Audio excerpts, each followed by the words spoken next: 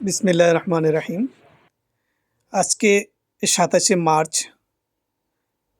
২০২৬। আমি এসেছি বাংলাদেশের অধ্যুষিত এলাকা হাসাবিয়া।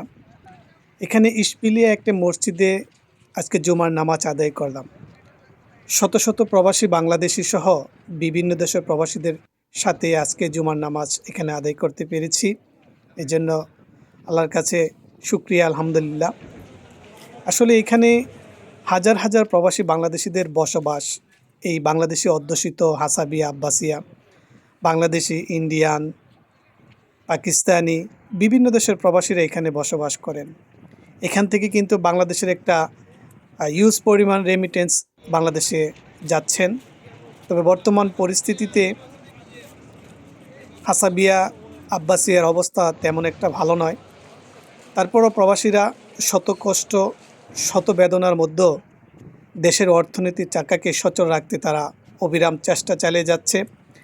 আজকের এই মসজিদে হাজার হাজার মানুষের সমাগম এই জুমার নামাজে।